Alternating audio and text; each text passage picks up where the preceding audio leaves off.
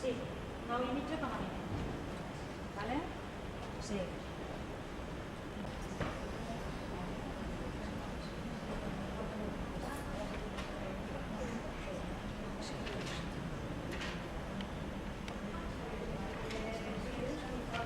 Organizada desde el Departamento de Política Social y Sanidad del Consell, así como de la Plataforma Sociosanitaria de Ibiza y en particular desde la Asociación de Altas Capacidades y Talentos de Ibiza y Formentera, cuya presidenta Esperanza Márquez está entre nosotros. Hablaremos del tema de altas capacidades y su problemática involucrando a la familia y a la escuela. Altas capacidades refiriéndose a este fenómeno social que afecta a un 2% de la población en general. Se llama superdotado a aquel que destaca intelectualmente o en las áreas de talentos específicos, o bien se le reconoce por un punto de precocidad en su personalidad. De estos temas en particular vamos a tener el gusto de escuchar a una gran especialista, Susana Arroyo, que viene desde Barcelona, con una tarjeta de presentación importante. Susana Arroyo es psicóloga con especialidad, doctorado en altas capacidades.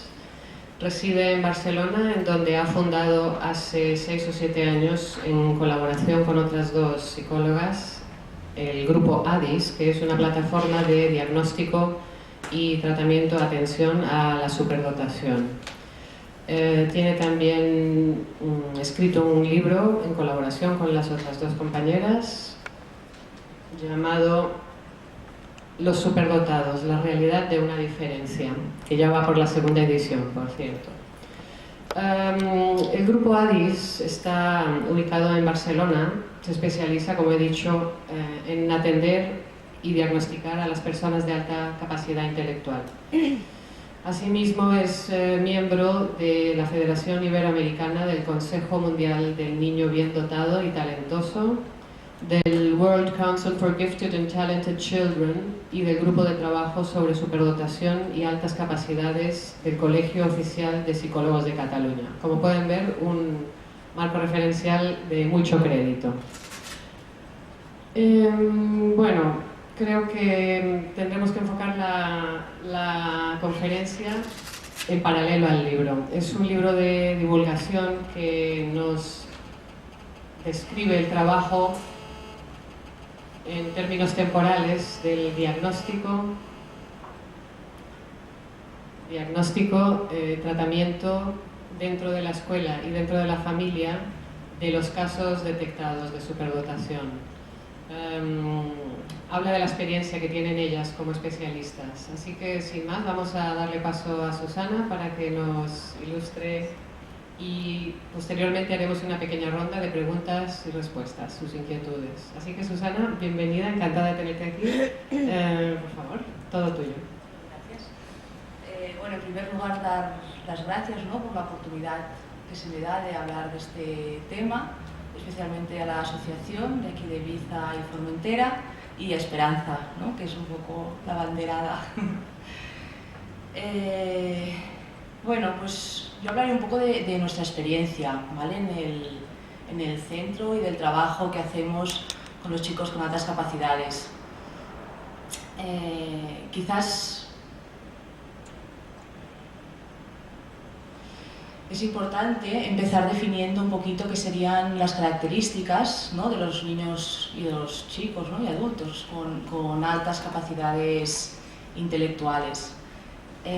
Por una parte, nos definen las características intelectuales y creativas, y por otra, unas determinadas características que tienen que ver con un patrón de personalidad, ¿no?, y un tipo particular, ¿vale?, de desarrollo a nivel emocional.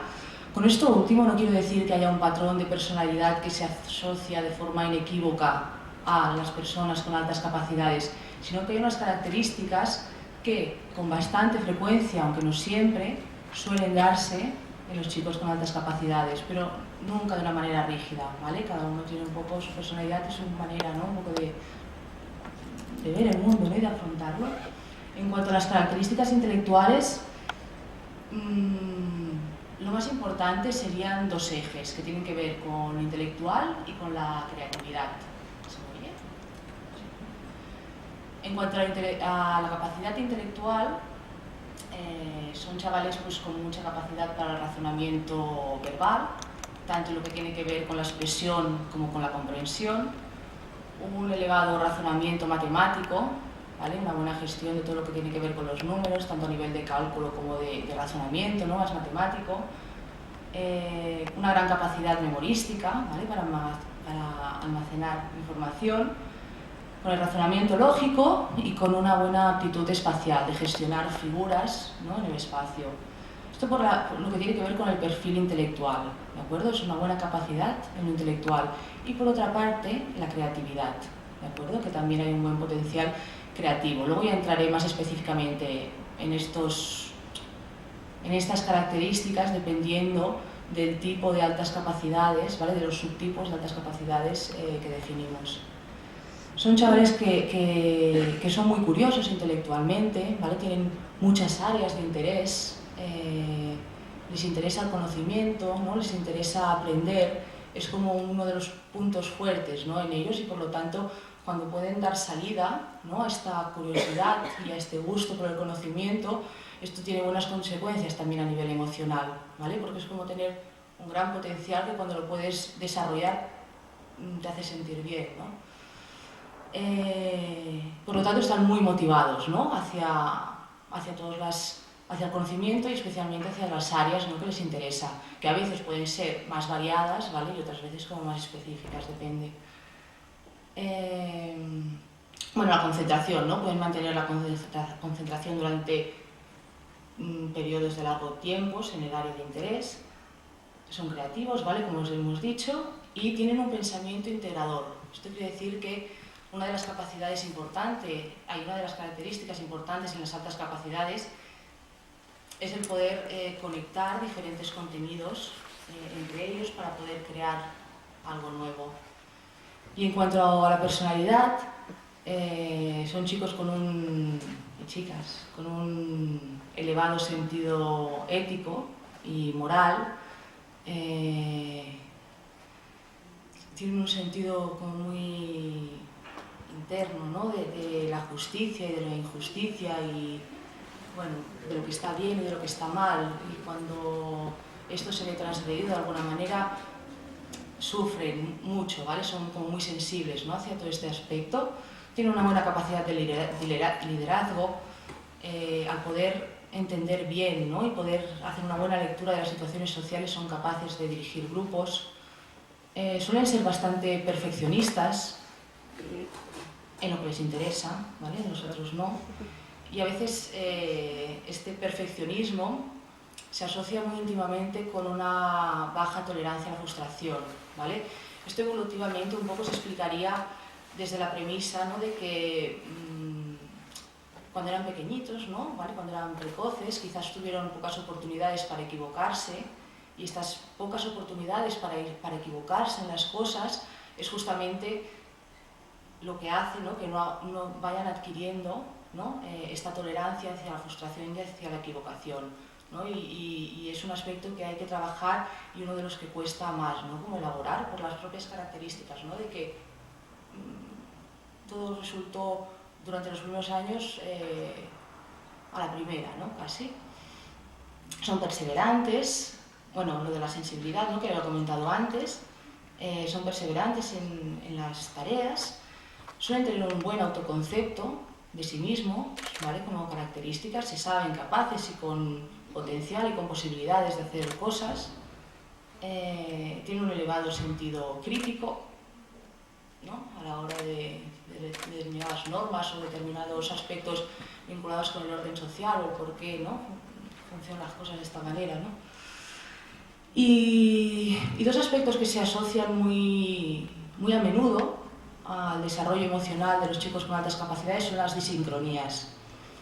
Disincronía no quiere decir otra cosa que desfase, ¿vale? La disincronía interna tendría que ver con un desfase lógico entre la capacidad intelectual, que es superior a los chicos de su edad, y la capacidad emocional o el desarrollo emocional, que es el propio de la edad.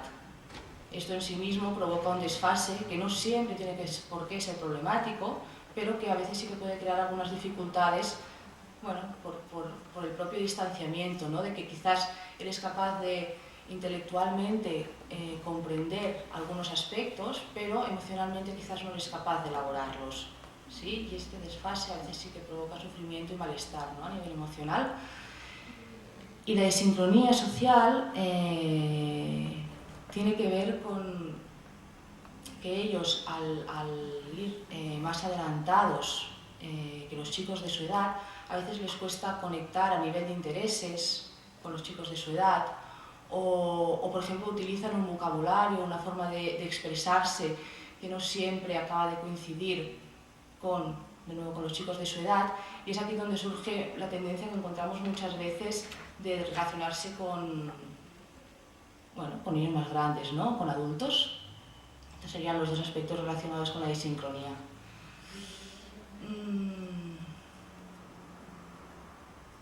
Bueno, dentro de las altas capacidades, ¿vale? Considerándolas en conjunto, podemos hablar de 3 diagnósticos diferenciados.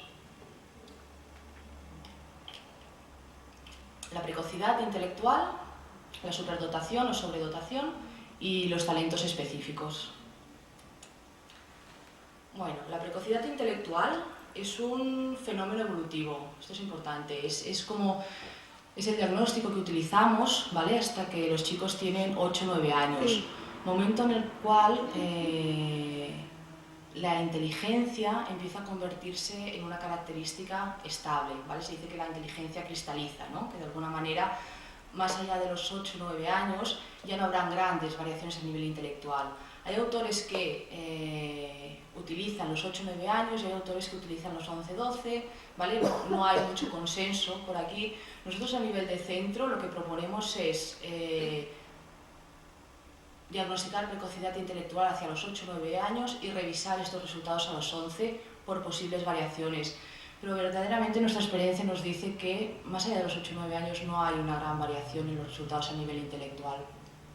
Por lo tanto es importante tener en cuenta que es un fenómeno evolutivo y que por lo tanto cuando diagnosticamos, ¿no? Cuando detectamos a un niño con precocidad intelectual, esto no quiere decir que cuando sea más mayor vaya a ser superdotado o vaya a tener algún talento específico en alguna área. Puede ser que detectemos un chaval con precocidad intelectual y que la evolución intelectual sea a normalizarse. Esto es importante. Y en la dirección opuesta es lo mismo, ¿de acuerdo? Hay personas que son detectadas posteriormente como superdotadas o talentosas y no vienen de una historia personal de precocidad intelectual, ¿de acuerdo? Entonces, no es lo más habitual, ¿vale? El camino habitual es que después de la precocidad exista, ¿vale? O sea, como que la inteligencia se siga desarrollando al mismo ritmo, pero no siempre ocurre así y esto es importante tenerlo en cuenta. Tampoco quiere decir que ante un caso de precocidad intelectual no se tenga que intervenir, ¿de acuerdo? A veces sí que se ha barajado bastante, ¿no? La idea esta que hasta que los resultados no fueran definitivos no valía la pena hacer nada.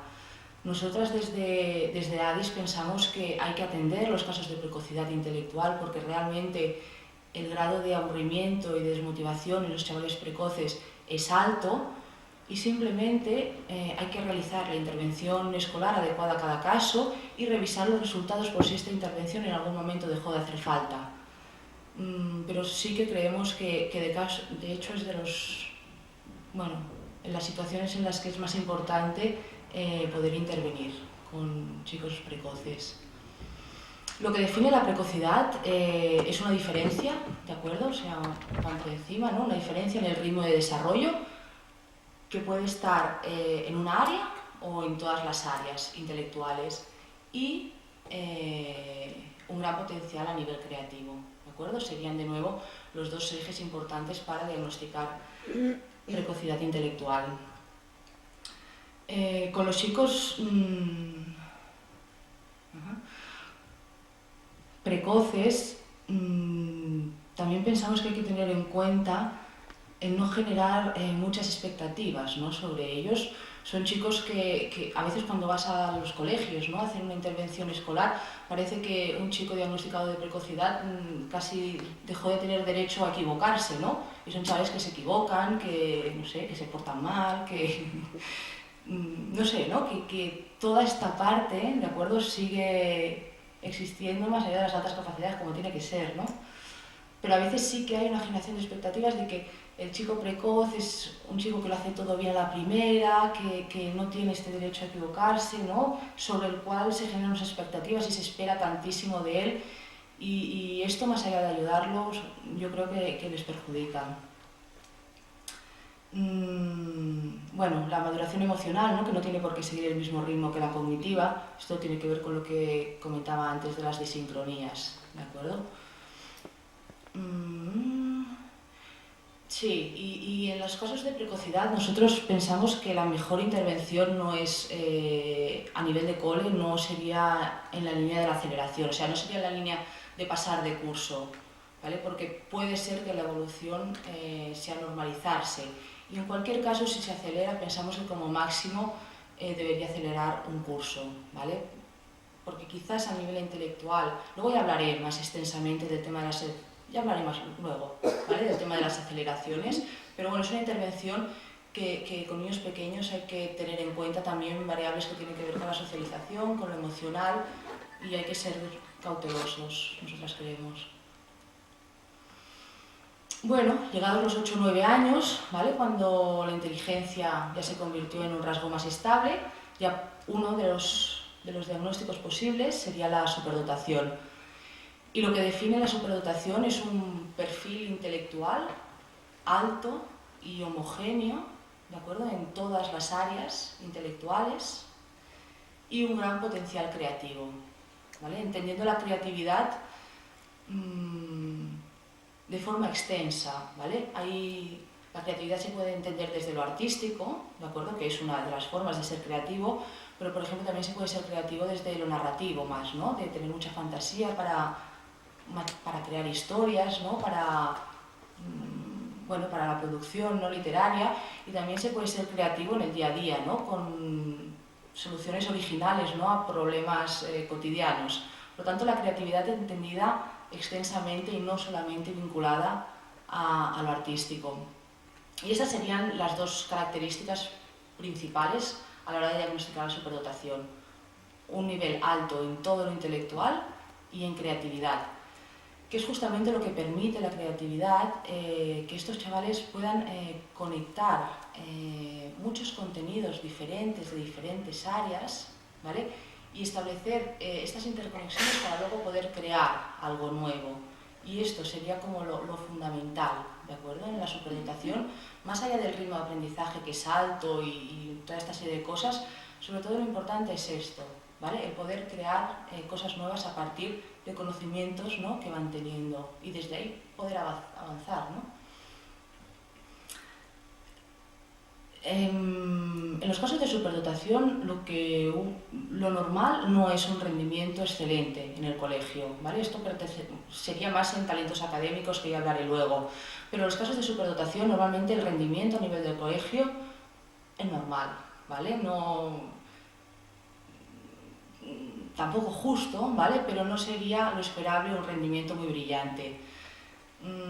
Esto a veces da confusiones, ¿vale?, a la hora de hacer la intervención en el colegio y todo esto. Suelen ser chicos bastante independientes del grupo, ¿vale?, que suelen seguir bastante sus propios criterios. A veces lo que ocurre es que hay una diferencia muy grande entre la motivación que pueden tener por los conocimientos en general, por sus áreas de interés, y la motivación que pueden tener hacia los aprendizajes estrictamente escolares, donde a veces, como tras una historia, ¿no?, de mucha repetición, bueno, se van desmotivando, ¿no?, progresivamente.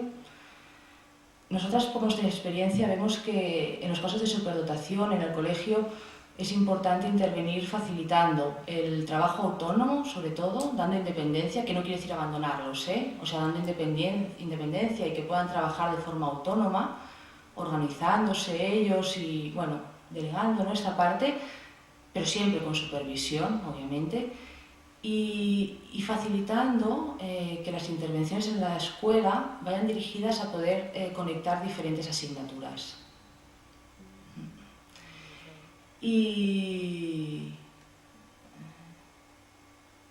bueno, respetar, ¿no?, un poco sus propias iniciativas. Sí que es verdad que en los casos de superdotación muchas veces son chavales que son bastante caóticos en lo que tiene que ver con los hábitos y con la organización y con la estructuración, ¿no?, de las cosas, y es un aspecto que sí que pensamos que hay que trabajarlo porque luego es necesario. Llega un momento que en la escuela, académicamente, la capacidad por sí misma no llega, y entonces es cuando tiene que entrar el hábito de estudio, ¿no? En los chavales que no tienen altas capacidades esto sucede paulatinamente, pero muchas veces en los chicos superdotados ocurre que de un día para otro la capacidad deja, ¿no?, de llegar, y entonces no hay un hábito disponible para poder empezar a estudiar y poder afrontar un poco los retos, ¿no?, que supone la escuela. Bueno, y para acabar con la clasificación están los talentos. Los talentos vendrían a ser especialistas en áreas concretas, ¿vale? A veces es bastante claro, si lo ponemos en un contexto de medicina, la superdotación sería como el médico general, ¿sí?, que tiene conocimiento de todo y por lo tanto tiene la capacidad de poder conectar diferentes sintomatologías, ¿no?, para llegar a un diagnóstico. Y los talentos ya serían como el especialista, ¿no?, en cada uno de los sistemas, ¿no?, a nivel del cuerpo. Y bueno, tenemos todos estos talentos, que yo no sé si entran en ellos o no.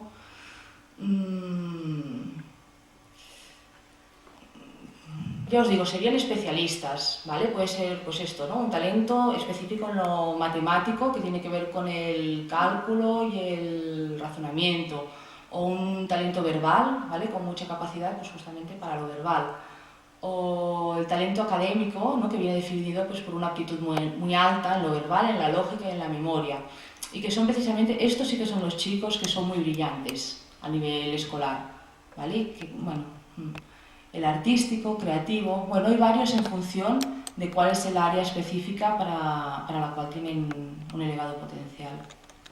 Luego, si interesa algo de los talentos, como habrán preguntas y así, pues ya nos extendemos ahí. Bueno, dificultades. Mira, claro, en torno al tema de las altas capacidades, durante mucho tiempo, bueno, y todavía, ¿no?, rondaban como muchos mitos que yo pienso que han entorpecido bastante el trabajo posterior, ¿no? Bueno, mitos que he recogido algunos, que son los que más hemos oído a la hora de pues, hablar con familias o a la hora de ir a colegios, ¿vale? Como lo que, bueno, más suena, ¿no?, a día de hoy.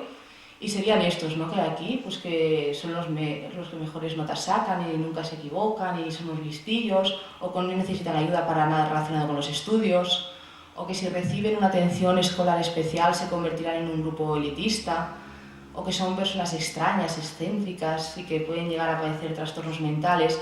Durante un tiempo circuló muchísimo. Yo pienso que es importante tener en cuenta que las altas capacidades son una característica de la persona, no son un problema, ¿vale? Claro, si no se atiende una necesidad, entonces, dependiendo de cómo es emocionalmente esa persona, pueden surgir problemas o no, pero no quiere decir que un diagnóstico de altas capacidades venga con su dosis de problemas incorporado, ¿vale? Esto a veces surge cuando no se atienden las necesidades, pero no va junto, ¿no? Bueno, otro mito, pues esto que son personas problemáticas y con dificultades de la relación. Vaya, que tener un hijo, un alumno con altas capacidades es sinónimo de problemas. Bueno, varios mitos, ¿no? Mi intención es un poco de todos estos mitos poder poner un poco de claridad en lo que sí y lo que no, ¿no? Al menos desde nuestra experiencia, ¿no? Que quién sabe si cambiará, ¿no? Pero a día de hoy lo dividimos en cuatro áreas. Los problemas que tienen que ver con lo escolar, personal, social y familiar. La insatisfacción escolar es lo que comentaba un poquito antes, ¿vale? A veces lo que ocurre es que, bueno, un niño precoz, ¿no? Hacemos un poco la historia. Un niño precoz, pues quizás llega al colegio, ¿no? Con muchas ganas porque le dijeron que en el colegio iba a aprender y se da cuenta de que de inicio no aprende tanto, quizás, ¿no? Como había imaginado, y que quizás él ya sabe leer, que esto ocurre bastante, ¿vale? Con el tema de la lectura, por ejemplo, él ya sabe leer y los demás niños de su clase todavía no. Esto, conforme van pasando los años, ¿de acuerdo? Se convierte en que durante mucho rato que están en el aula, los contenidos son repetitivos, ¿de acuerdo? Y el ritmo para ellos es lento. Con lo cual, claro, lógicamente lo que pasa es que se desmotivan, ¿no? Cada vez la motivación hacia la escuela y hacia los aprendizajes que allí se dan va bajando. Y por lo tanto, esta misma desmotivación hace que el rendimiento empiece a bajar. Y es aquí donde muchas veces, después de esta bajada de rendimiento, es cuando surgen los problemas de fracaso escolar sobre lo que tanto se ha hablado, ¿no? En torno al mundo de las altas capacidades. Nosotros pensamos luego me extenderé un poquito más, ¿vale? Pero en el tema del fracaso escolar afecta por una parte el tema de la repetición, ¿de acuerdo? Que hace que se desmotiven muchísimo y es muy difícil tener un buen rendimiento hacia algo que no te motiva. Y por otra parte, lo que tiene que ver con el hábito de estudio, ¿de acuerdo? El hecho de no saber cómo ponerte a estudiar en el momento en que la capacidad por sí misma no llega. Y estos dos factores son dos de los que más colaboran al tema del fracaso escolar, juntamente, ¿vale? Con que a veces aparecen temas problemáticas emocionales. Y la insatisfacción a nivel escolar también a veces lo que lleva esto sobre todo ocurre en primaria. El tema del fracaso escolar normalmente suele aparecer en los primeros cursos de la ESO, ¿de acuerdo? Y los problemas de conducta, portarse mal en clase, ¿sí? que estorban, que hablan con el de al lado, que cuando no se les cae una cosa se les cae otra, que parece que están como en las nubes, ¿no? Todo este tipo de problemas ocurre más en primaria, ¿vale?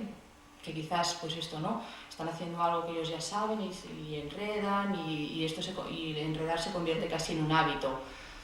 En esto, por ejemplo, es importante saber si es un chico con altas capacidades o no, porque los problemas de conducta se abordan de una manera muy diferente si se trata de un tema de altas capacidades, que quizás se trata de que los contenidos le supongan un reto y no una repetición, que si se debe a otros temas, ¿no? Que tampoco no son mi ámbito. Pero pensamos que a la hora de abordar, ¿no? Los problemas que surgen es importante si hay un enfoque desde las altas capacidades o no, que probablemente tendrán más probabilidad de éxito. Luego, a veces aparece una insatisfacción a nivel personal, a nivel de que no se reconozcan las altas capacidades del chico y las consecuencias, ¿no? A nivel de autoestima que tiene este punto. Es evidente que si tú sientes durante muchos años que fuiste una persona capaz y tu rendimiento fue bueno y de un día para otro, por ejemplo, estás en un tema de fracaso escolar, esto tiene consecuencias a nivel de cómo te explicas tú a ti mismo, ¿no? Y a nivel de autoestima y a nivel de autoconcepto. Normalmente por ejemplo, también, normalmente este aspecto ya es abordable a nivel más terapéutico.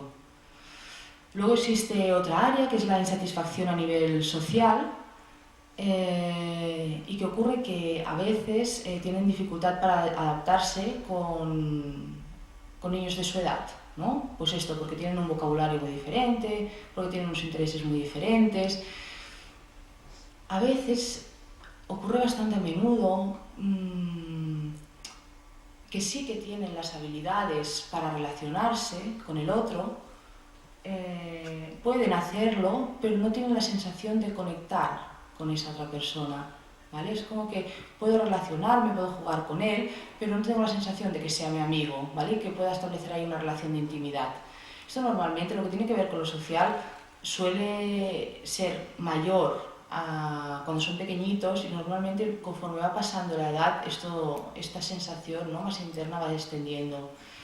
Y hay un grupo de personas con altas capacidades que tienen verdaderas dificultades a nivel de habilidades sociales y de empatía, ¿no?, de poder conectar un poco con el otro y poder ponerse en el lugar del otro. Pero bueno, es un grupo, ¿no?, de ellos. De hecho, nosotros en el centro, uno de los talleres que hacemos siempre, bueno, que funciona todo el año, es un taller específico de habilidades sociales. Y a nivel familiar, hay un tema con la generación de expectativas, que yo creo, ya lo comenté un poquito antes, ¿sí?, de todo lo que a veces se espera de un chaval diagnosticado con altas capacidades y que hay que vigilar, ¿vale?, que no pese demasiado. A veces los padres tienen la sensación de no estar a la altura de las necesidades del chico, y esto también, bueno, crea cierto malestar, ¿no?, a nivel familiar. Y a veces hay dificultades en los hermanos. Con esto me refiero, por ejemplo, ¿no?, dos hermanos y hay uno con altas capacidades y otro que no. Normalmente los problemas los tiene el que no, ¿vale? Es lo que más hemos ido viendo en los estudios. Y es fácil, ¿no?, de entender si, por ejemplo, el mayor no tiene altas capacidades y el pequeño sí, pero el pequeño sistemáticamente alcanza, entiende y puede superar al grande. Para el grande esto supone un cierto sufrimiento, ¿no? Y en el libro hablamos bastante, ¿no?, de los hermanos, que son como los grandes olvidados, y bueno, sí que hay que estar pendientes y colocarlos, ¿no?, en su posición, ¿no?, de hermano mayor, y poder darles oportunidades, ¿no?, para que puedan ejercer como tal, ¿no?, en otros contextos que quizás no sea estrictamente el intelectual. Es mucho más fácil cuando el orden es a la inversa, ¿vale?, por nuestra experiencia.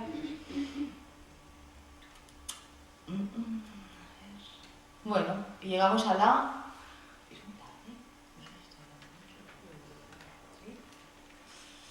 Pues... eso, la identificación, ¿vale? El hecho, bueno...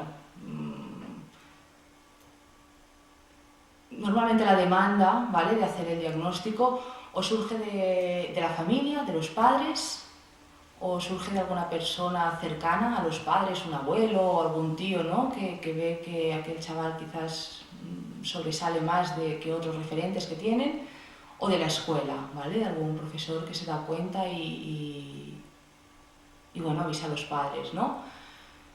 La importancia de hacer la detección, ¿no?, es dar una respuesta educativa adecuada, asegurar que el conocimiento y el aprendizaje sigue siendo algo positivo, ¿no?, y poder prevenir o abordar, ¿no?, depende del momento, posibles problemáticas a diferentes niveles.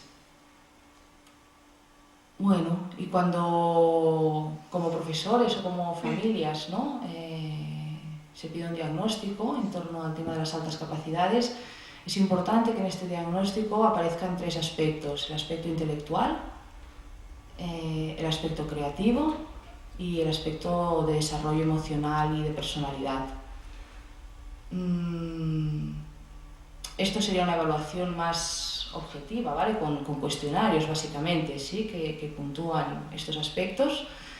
Y luego también es importante tener en cuenta la información que aporta la familia y la información que aporta la escuela, ¿vale?, que es una información más subjetiva, pero que a menudo es muy rica para poder acabar de limitar el estudio y la detección.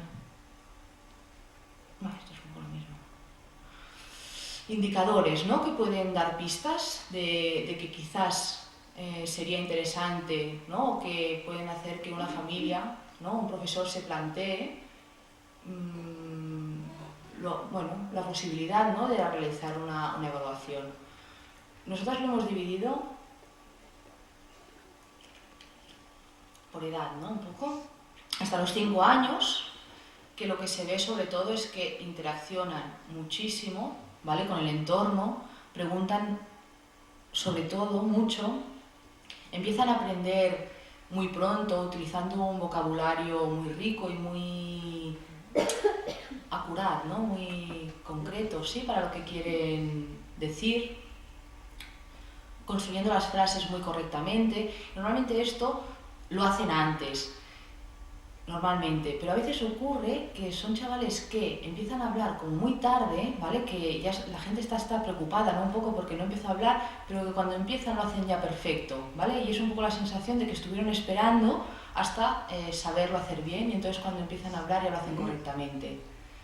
Normalmente ahí se ve también un desarrollo precoz a nivel de psicomotricidad, que son ágiles, ¿no? Con el cuerpo, y a nivel de psicomotricidad fina, ¿no? Del uso del boli, de pintar, ¿no? Todo este tipo de cosas.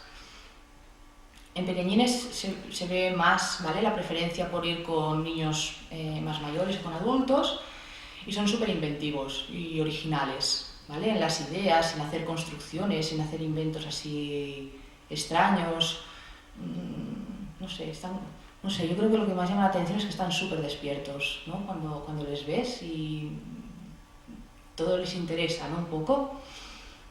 Entre los 6 años en adelante, bueno, son rápidos aprendiendo. Se ve muy claramente la diferencia entre cuando la tarea les implica repetición y cuando la tarea implica un reto, ¿vale? Las tareas que son repetitivas, y por lo tanto todo lo que tiene que ver con los hábitos es un suplicio, ¿vale? Es súper difícil, pero sin embargo todo lo que tiene que ver con que se ponen en una situación de reto les estimula mucho, y ahí entran muy bien, ¿no? Están muy motivados y muy curiosos por el conocimiento, de nuevo el tema del lenguaje avanzado. Normalmente, que no siempre, pero normalmente les gusta mucho leer, sobre todo en primaria. Luego depende de la evolución que sigue cada uno, esto cae, ¿no? Pero de pequeños, al inicio de la lectura, están muy estimulados, ¿no? Hacia esto. De nuevo el tema de la creatividad y las propuestas que son imaginativas, y suelen ser chicos muy independientes y críticos. Bueno, entonces ya tenemos el diagnóstico, ¿vale?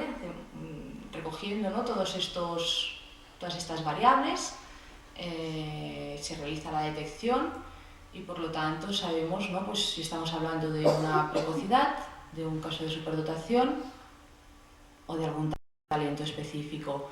Esto es importante a la hora de encarar la intervención en la escuela. Es importante, o sea, no hay una intervención que sea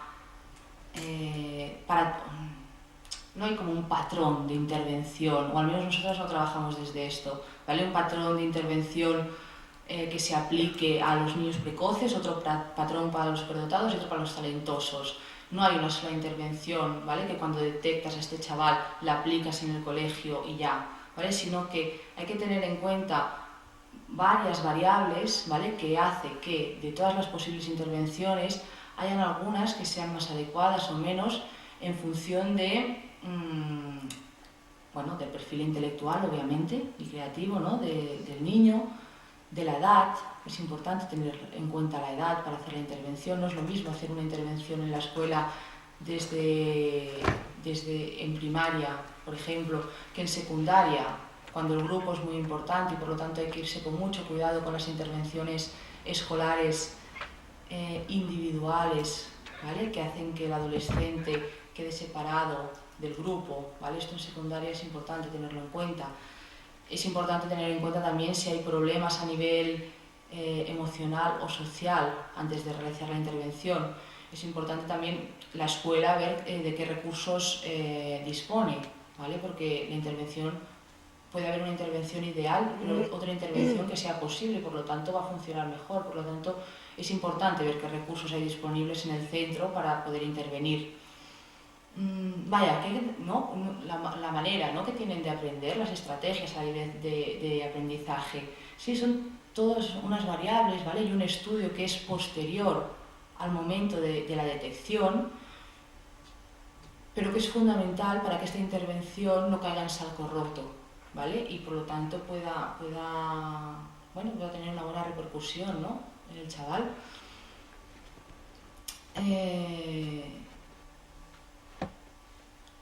Una vez hecho este análisis, ¿no?, de estas características, normalmente nosotros recomendamos que se mire un poquito en el curso en el que está el chico, ver qué contenidos curriculares ya tiene asumidos, ya tiene alcanzados, ¿sí? ¿Vale? Porque sería justamente esta parte, ¿vale?, los objetivos que ya ha alcanzado, los que se pueden retirar a nivel curricular y sustituir, ¿vale?, por otros que impliquen una ampliación y, bueno, una serie de cosas que ya explicaré luego, ¿sí? Pero es importante esto, poder realizar una evaluación de qué objetivos curriculares ya están adquiridos antes de empezar el curso, ¿vale?, porque estos inevitablemente van a suponer una repetición. Y luego, para hacer una intervención en el colegio, yo pienso que como profesores nos tenemos que poner flexibles, ¿vale? Flexibles, que habrá una parte que quizás no es necesario, ¿vale?, que aquel chaval haga, y habrá otras en las que se le puede exigir más. En cualquier caso, yo pienso que es importante poder sentir, ¿no?, de alguna manera que es una suerte tener un chaval con altas capacidades dentro del aula, que puede ser muy enriquecedor, tanto en la labor de profesor como para el resto de la clase, ¿sí?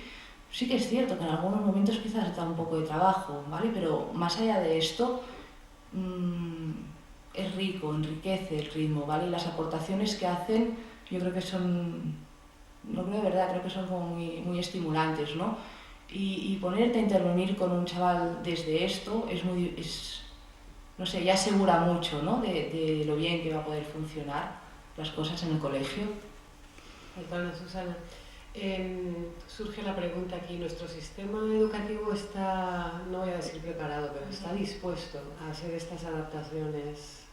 Es una cuestión tan personal ya casi del profesor, ¿no?, de la forma en que acoge al alumno en su seno. Sí, estamos en ello, ¿sabes? Yo a lo largo de estos años hay intervenciones, es triste, pero tampoco no voy a decir una cosa que tampoco no es nuestra experiencia, ¿no? Pero las intervenciones finalmente funcionan o no funcionan por el tutor, ¿vale? Están como a día de hoy muy sujetas al tutor, a lo que tiene ganas de hacer y un poco a la sensibilidad. Y se puede hacer la mejor de las intervenciones a nivel de papel, sí, que no sé, todo está como muy bien contemplado, pero si no hay un poco de entusiasmo no sale.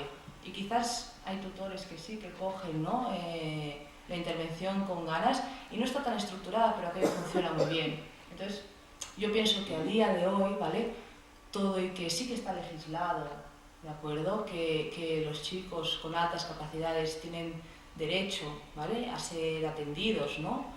Y de hecho tanto los temas de disminución como las altas capacidades forman parte de un grupo, ¿no?, a nivel educativo que se llama necesidades educativas específicas y tienen derecho a este tipo de intervención. Pero aunque esté legislado, la experiencia, ¿vale?, es que acaba dependiendo del tutor y del entusiasmo.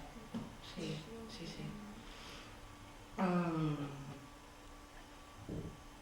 Bueno, pues esto, ser flexibles al final, ¿vale?, y cogerlo con ganas. Una cuestión de suerte, al final. No, suerte no, porque yo pienso que hay veces que sí que vas a un colegio y de entrada, yo pienso que es importante también saber para qué, ¿no?, hacer una intervención en el colegio, qué sentido tiene. ¿Sí? Es como que si viene obligado desde fuera, no acaba de funcionar, ¿vale? Yo pienso que es importante decir, bueno, esta intervención en el colegio va dirigida, ¿vale?, a trabajar este aspecto y vamos a ver cómo lo hacemos, sí, y que todos podamos estar lo mejor posible. Pero a día de hoy cuestan las intervenciones. Lo que pasa es que sí que es verdad que cuando hay colegios en los que ha funcionado bien, se empiezan a destinar un montón de recursos en esta línea, ¿sabes? Y quizás eran escuelas que no habían tenido nunca ningún caso, pero viendo la evolución súper buena, ¿no?, del chaval, o cómo a nivel de clase esto ha sido una motivación para otros, ¿sabes? También, que también se pueden beneficiar, se invierten un montón de recursos y se empiezan a hacer grupos flexibles, ¿no? Y bueno, una serie de estrategias que sí que... Y hay otros sitios que no, ¿sabes? Esto sí, así es. También es ver que, bueno, ahora no me quiero ir, ¿no?, por las ramas, pero como que van muy saturados, ¿no?, también los profesores, y yo pienso que es súper real. Pero que vayan saturados no quiere decir descuidar a unos y otros. No sé, ¿no? Es difícil, el equilibrio este, pero... En fin, ya hablaremos luego si queréis más. A ver, nosotras lo enfocamos así porque es claro, ¿vale? Hay 1000 clasificaciones del tema de cuáles son las posibles intervenciones a nivel educativo. Nosotros, para hacerlo fácil, decimos que hay unas medidas que son ordinarias y otras que pueden ser extraordinarias, ¿vale? Las ordinarias serían las que no cambian el currículum, ¿vale? O sea, los objetivos curriculares del curso, sino que hacen cambios más bien metodológicos, ¿vale? Por lo tanto, son medidas estas que la escuela tiene el poder, ¿vale?, para poderlas realizar. Las medidas extraordinarias son las que sí que hacen cambios curriculares en el alumno y por lo tanto aquí hace falta el ok del organismo que está por encima, en este caso de la consellería, ¿de acuerdo? Las medidas ordinarias lo que pretenden es profundizar más en los contenidos, hacerlos más extensos y sobre todo, de nuevo, conectar diferentes asignaturas entre ellas, ¿de acuerdo? La interdisciplinariedad, ¿no? Conectar diferentes aspectos, diferentes asignaturas. ¿No? En esta línea, por ejemplo, bueno, pues se pueden realizar proyectos que en torno a un eje, ¿no?, se pueda trabajar este eje desde diferentes puntos de vista, desde diferentes asignaturas, ¿sí? Dentro de las medidas ordinarias están los rincones, que yo no sé, yo pienso que es una buena idea para los primeros cursos de infantil, ¿vale? Tener rincones de temas que pueden ser focos de interés del niño precoz, pero de los cuales se puede beneficiar el resto de la clase, ¿vale? Hay temas que les encantan de pequeños, ¿vale?, que son bastante habituales, tipo temas éticos o de religiones o de astronomía, ¿vale? Todos estos temas, o del cuerpo humano, ¿vale? Hay temas como que enseguida, bueno, normalmente a los chicos precoces les interesa. Pues hacer un rincón en el aula para cuando sobra tiempo, ¿vale?, que ellos mismos se puedan autogestionar y consultar, ¿no?, un poco aquel material, y no solo para ellos, no tiene que ser una cosa específica, sino que, bueno, muchos, ¿no?, pueden, o sea, todos de hecho, ¿no?, pueden tener acceso a estos materiales. Luego, uno de los que nosotras siempre ponemos en primer lugar, ¿vale?, es lo que intentamos siempre, ¿no?, en principio, de hacer agrupamientos flexibles, ¿vale?, de que se pueda hacer la intervención a nivel grupal y por lo tanto que tanto lo que se les pide como lo que se les da vaya un poco en consonancia con la capacidad, ¿no?, que tiene el grupo y lo que puede dar de sí. Los famosos proyectos, ¿no?, que pueden circular alrededor de un objetivo curricular del curso o de un tema de interés. Con esto yo creo que es importante tener en cuenta que desarrollar un proyecto, a ver, ¿cómo digo? Si por ejemplo, ¿vale?, el chico tiene un problema de desmotivación, ¿sí?, y todo lo que tiene que ver con la escuela le resulta como muy aversivo.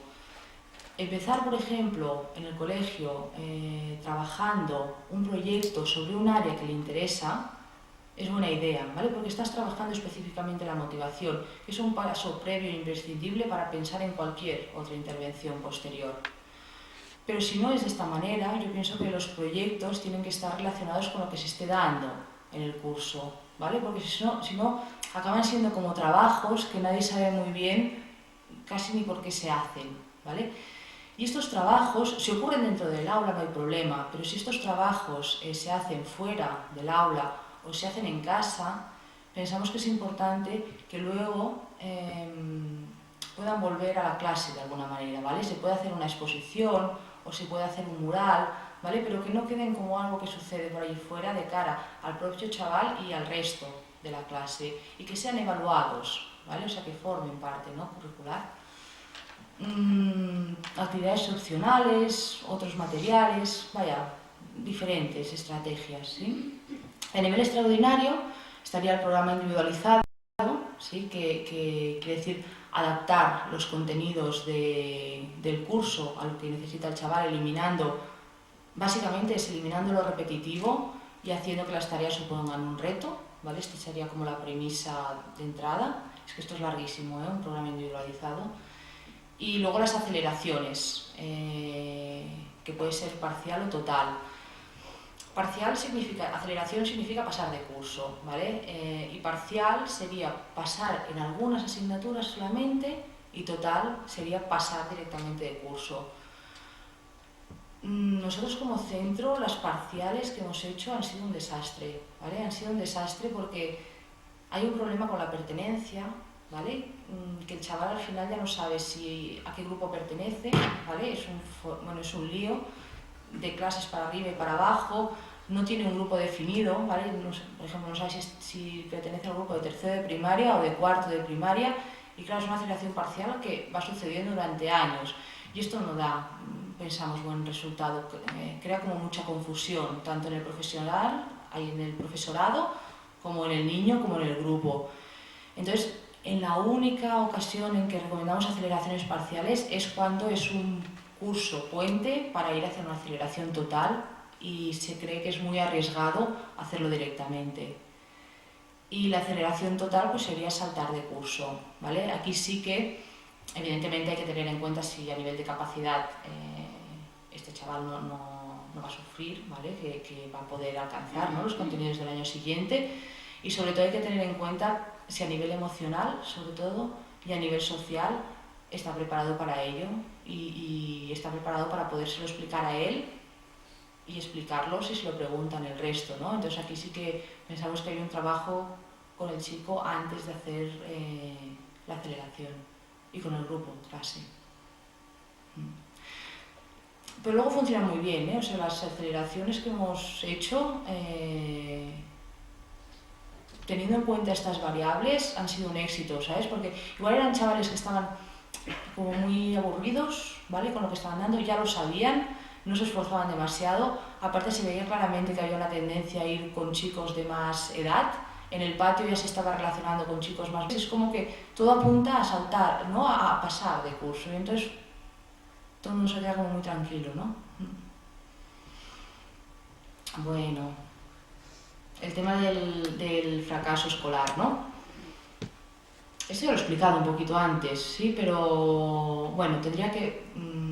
factores de riesgo, pues esto, cuando ves que hace demasiado tiempo, ¿no?, que están aburridos, o que se quejan de que no quieren ir al cole, o que ahí no aprenden nada, empiezan como a desmotivarse con lo que tiene que ver con la escuela.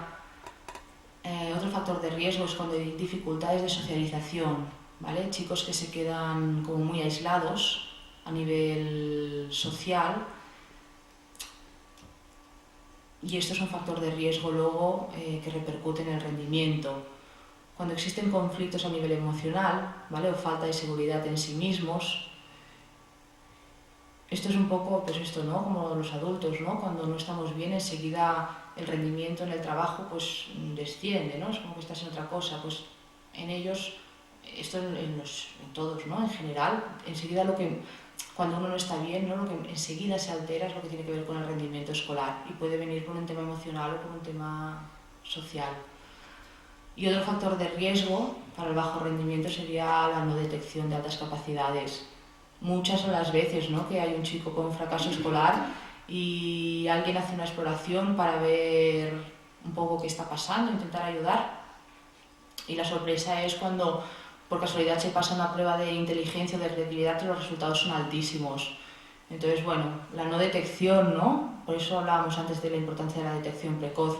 La no detección de altas capacidades hace que las primeras señales no puedan ser como bien leídas y por lo tanto no puedan codificarse en términos de ayuda, ¿no?, para el chico.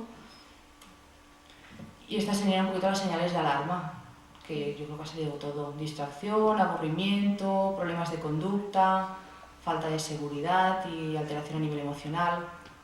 Cuando les ves que tienen un bajo concepto de sí mismos, como que no se sienten capaces, ¿no?, de determinados retos académicos, que empiezan a descuidarse como mucho, ¿no?, de las tareas. Que se descuiden un poco es normal, ¿vale?, porque este caos, pero cuando es muy continuado, bloqueos cognitivos, se da bastante a veces que son chavales que son como muy competitivos, muy perfeccionistas, y uno de los síntomas más a nivel más psicopatológico que aparece son bloqueos en momentos de evaluación. A esto nos referíamos, ¿no?, con bloqueos cognitivos, no como quedarte en blanco, ¿no?, en el momento en el que te están evaluando. Como, bueno, se ve, ¿no?, como disminuye mucho la participación en clase, que están muy poco entusiasmados ante lo que tiene que ver con el cole, y que hay una falta de lo que tiene que ver con los hábitos. Bueno, señales, ¿no?, para que quizás se empiezan a indicar que el rendimiento va a bajar en breve. Y la familia, ¿no?, las fases un poco que sigue el proceso familiar, y con esto ya acabaremos. Bueno, surge la demanda, como he dicho antes, ¿no?, de hacer la detección. Hay gente que lo vive con miedo, ¿vale? Aquí lo he puesto porque normalmente las familias o llegan con miedo de que no lo sea, ¿vale?, por todo lo que se oye. Y hay familias que llegan con, o sea, cuando haces el diagnóstico lo reciben con alivio, ¿no?, de decir, yo lo veía, ¿no?, pero tampoco quería ser muy pretencioso, ¿no? Entonces, ahí la familia ya hace como todo un proceso, ¿no?, hasta que va el profesional, hace la demanda y recibe unos resultados, ¿no? Es importante en el momento de la detección poder dar a ese diagnóstico el valor que tiene, ¿vale? Y el valor que tiene es que es una característica que este chico siempre tuvo, lo que pasa que ahora la conocemos, ni más ni menos, ¿vale? Y es importante poder controlar los mitos, ¿no?, ¿vale?, las cosas, ¿no?, que hayan oído los padres, la familia, ¿no?, los profesores en torno a todo al tema de las altas capacidades, y de nuevo el tema de generar expectativas. Surgen normalmente en el momento del diagnóstico muchas dudas sobre cómo actuar como padres, ¿no?, del tipo de si se estará a la altura o qué actividades extraescolares realizar. Yo pienso que con esto hay que ir con cuidado, ¿vale?, porque a veces sí que ocurre que después de la detección ves al chico un año después y de pronto se intelectualizó toda su vida, ¿vale?, y los extraescolares son todos intelectuales, ¿no? Y nosotros pensamos que esto es un error, ¿vale?, que tienen que tener espacios para otras cosas, pero a veces ocurre. Claro, y es obvio, ¿no?, que si estará a la altura, un niño nunca puede saber más que un adulto. Y otra de las preguntas que surgen mucho es cómo y a quién informar, ¿vale? Cuando se recibe el diagnóstico, pues esto, ¿no?, si decirlo a los amigos, si no, a los parientes, a la escuela, al propio niño, sobre el informar al niño. Nosotros pensamos que tiene que ver con la edad esto. En pequeños pensamos que no, porque es que les viene grande, no saben ni de qué les estás hablando, ¿vale? Simplemente pues hicieron muy bien las pruebas y todos estamos tan contentos, y punto, ¿sabes? Un exceso de información alrededor de esto es que los confunde, ¿vale?, solamente.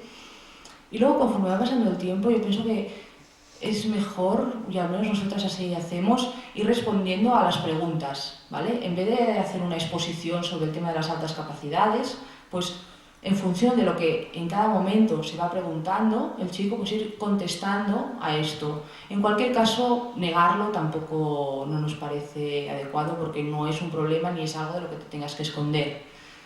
Y en cuanto a la escuela, claro, nosotros pensamos que sí, que hay que informar a la escuela para poder realizar la intervención, si no es imposible, ¿no? Pero esto las familias les cuesta, ¿vale? Porque a veces tienen miedo, ¿no?, también de que sea peor informar que no informar. Bueno, son todo de temas, ¿no?, que bueno, si os interesa ya luego hablamos más, ¿no?, entramos, pero que crean, ¿no?, así un poco de confusión en la familia. Y Luego el tema de la intervención a nivel de cole y a nivel extraescolar, que es lo que os comentaba. Y también la familia pasa por un periodo como que está muy confundido con tantas posibles intervenciones que hay en el colegio, pero ninguna acaba de suceder. Y esto también crea su angustia, sí, su tensión. Está claro que en este proceso la familia de alguna manera tiene que hacer su propio tratamiento, ¿no? El adecuado extensivo. Sí. O sea, yo pienso que es elaborar, pero es cogerlo así, ¿no? También yo creo que es una característica que siempre estuvo, pero ahora la conocemos, ¿vale? Y vamos a integrarla como una más. Tampoco vamos a hacer que toda la familia circule alrededor de esta característica. Un shock, claro. Sí, ¿sabes? Bueno, ni negarlo, ¿sabes? Ni que todo circule, ¿no? Es ahí encontrar, pero claro, sí que implica un proceso, ¿no? de elaborar, ¿no? Esta nueva porción de la realidad que ahora pues tiene nombre, sí, de alguna manera. Y los conflictos más frecuentes, ¿no? Que se dan a nivel familiar, yo creo que ya lo conté, alteraciones de equilibrio. Sí, un poquito yo creo que está dicho.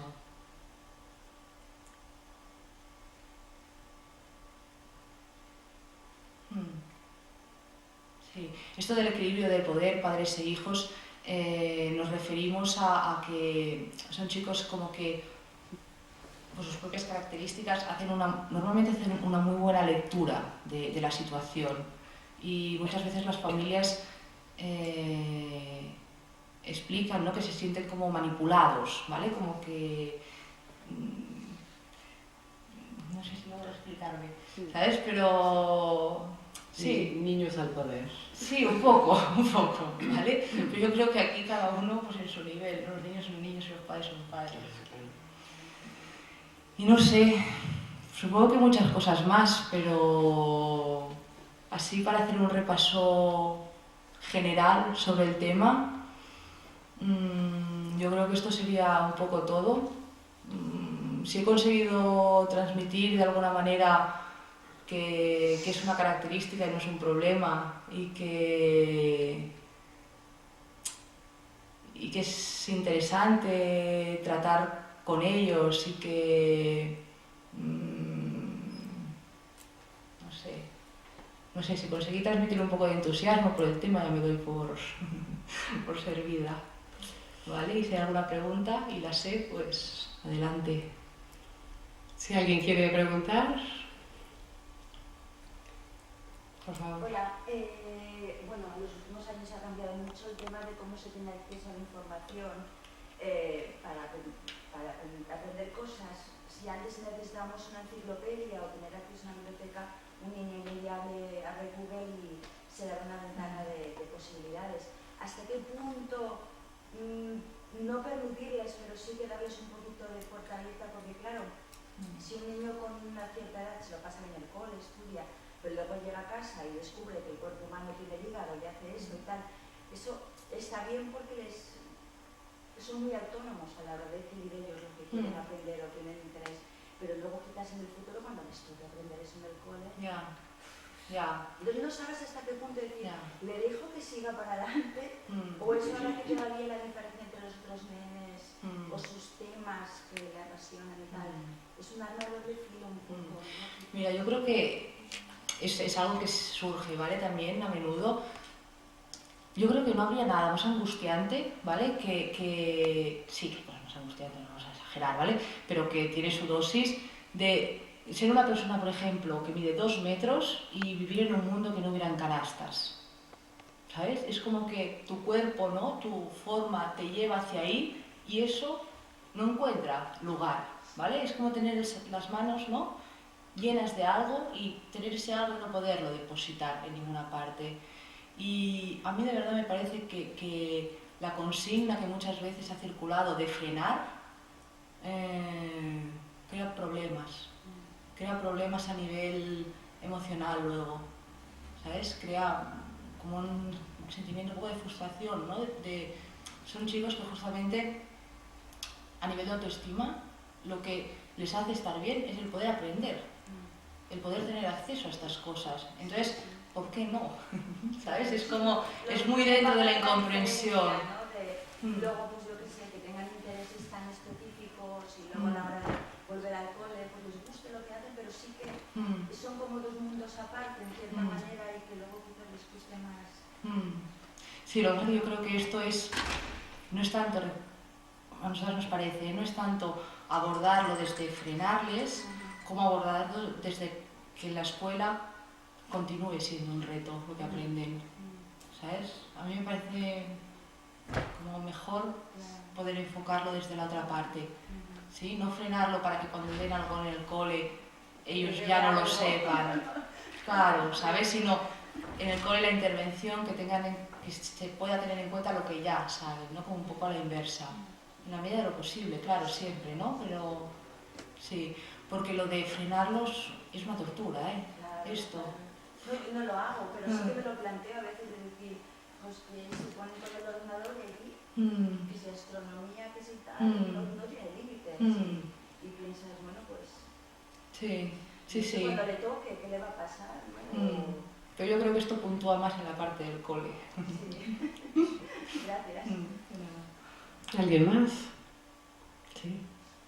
Yo quería preguntarte, cuando un niño ya conoce su diferenciación, su característica, pero no desea llamar la atención y por lo tanto se niega a que en el colegio se sepa, pero al mismo tiempo manifiesta un aburrimiento continuo e incluso te pregunta que por qué no puede dejar de ir al cole para que tú le enseñes en casa que contigo lo pasa mejor. ¿Qué se hace ahí? ¿Se debería respetar el deseo del niño de que no se conozca en el colegio? ¿De qué edad hablamos? Yo creo que sí. Yo creo que o sea, yo pienso que ahí hay un trabajo previo a la intervención que tiene que ver justamente con ayudarle a que él elabore el tema de las altas capacidades, lo que puede, ¿sabes? En qué puede beneficiarle y que por lo tanto pueda aceptarlo, ¿no? De alguna manera.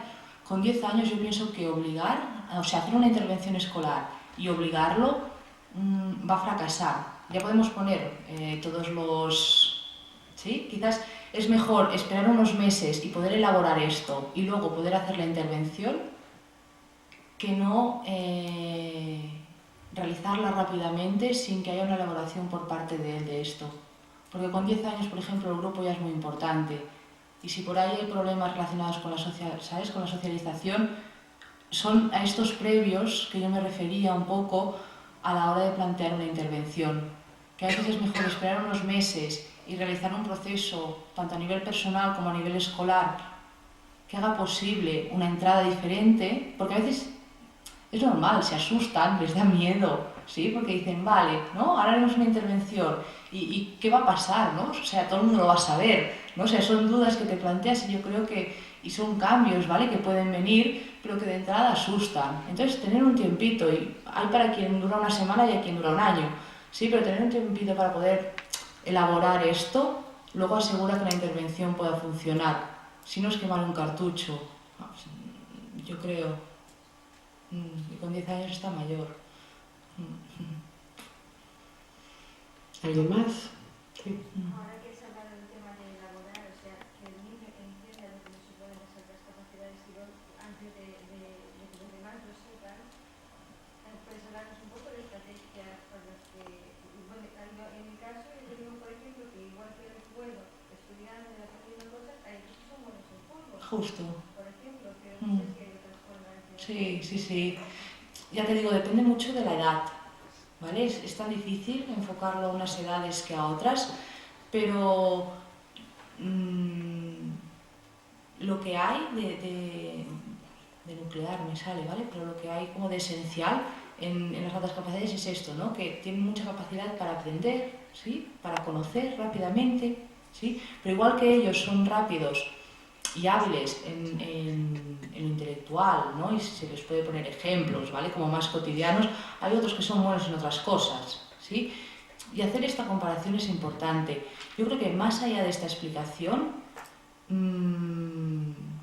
conforme va pasando el tiempo, si ellos se hacen preguntas, entonces es como el momento de responderlas, pero no hacer una exposición mucho más larga, porque yo creo que a menudo pecamos un poco de dar más información de lo que el niño puede elaborar. Y por lo tanto, yo pienso siempre que mejor un ritmo tranquilo, ¿no? Entonces poder hacer esta explicación y luego que surjan las preguntas y ahí vamos a ir respondiendo. Pero en cualquier caso vamos a adaptar nuestro ritmo a lo que él se está planteando. ¿Te contesto? ¿Ves? Yo creo que como base es esta, ¿no? A la hora de poder decir, ¿no? Y conforme son más mayores, pues más. Dila. El caso de un niño, se diagnostica en sobredotación, pero con 14 años. Hay un problema de acoso. Los compañeros de este niño en el momento en que se da el diagnóstico. Pero antes no habían problemas. No, lo hay desde que entra a secundaria. Ah, ok. Hay un cambio de instituto, mejora, pero sigue habiendo unas dificultades de integración muy importantes. Se plantea el tema a la familia y al niño de si cree conveniente, el profesorado está informado, poco receptivo, pero se plantea la conveniencia de que lo sepan los compañeros. Se niegan tajantemente todos.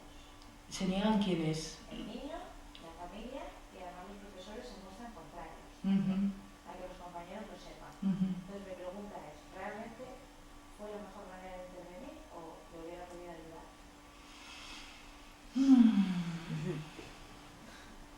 No sé si debió ser la mejor o no. O sea, me faltarían como cosas, ¿sí? Pero yo a estas edades pienso que respetar el criterio de un chico de 14 años es básico. O sea, yo no me lo saltaría nunca. ¿Sabes? Que si él no quiere que la gente de su edad sepa esta característica suya, yo creo que transgredir esto no es buena idea. Fue lo que pensamos, porque no se dijo nada.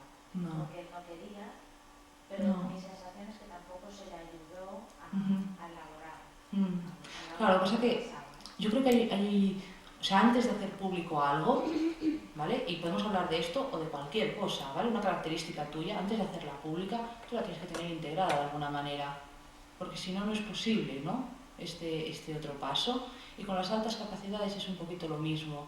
Entonces, posiblemente, ¿vale? Este chico necesitaba un tiempo para poder elaborar esto, para luego empezar a pensar si lo hacía público, si había intervención, si no, y yo pienso que es inadecuado pensar en intervenciones escolares si previamente hay un trabajo a hacer a nivel social o a nivel emocional.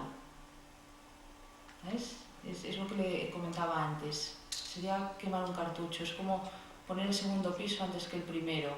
Entonces, yo creo que vale la pena esperar un poquito en la intervención, que ya no viene de unos meses, ¿sabes? Y darle un tiempo para este tipo de cosas. ¿Y quién será? Ya me dirás luego. Okay. Sí.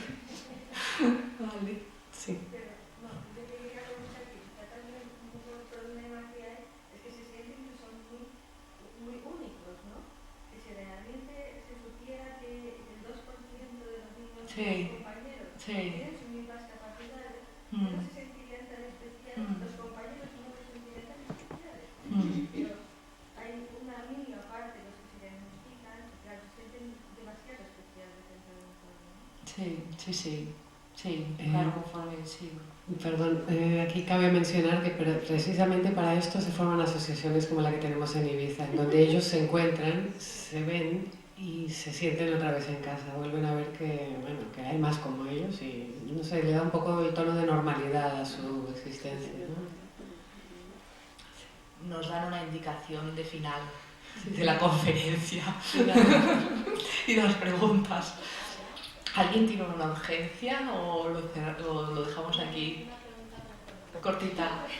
Podemos. Respecto a la impaciencia y a la falta de estudio, un adolescente de 14 años, ¿tú crees que se retoma o nos debemos preocupar los padres con esto?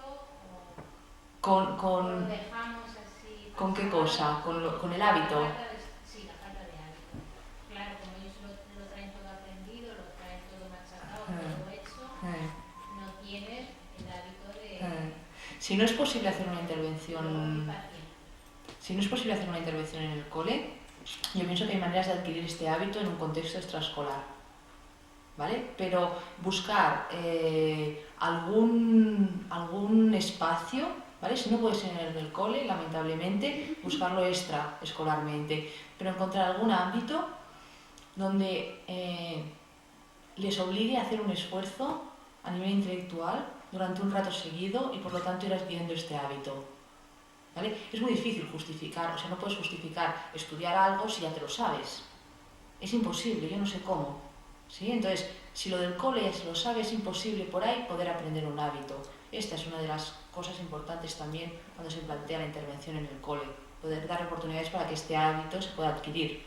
Pero si en el cole no puede ser, abrir un espacio a nivel extraescolar, sea en idiomas, sea en música, o sea, en lo que sea, ¿sí? Pero algo que suponga un reto y por lo tanto un esfuerzo y que permita adquirir este hábito que seguro en un momento va a hacer falta, seguro. Bueno, pues Susana, nos hacemos eco de este mensaje que dejas en nosotros de que siempre viéndolo desde la normalidad, esta situación que no deberíamos considerar un problema, sino que tiene una problemática, una solución, tenemos que seguirla viendo, como dijiste en algún momento, como un don, una suerte, tener esta gente que nos enriquece y trabajar codo a codo para integrarlos, sobre todo, que sean gente, uno más, con su especialidad. Pues muchas gracias y esperamos verte muy pronto de nuevo.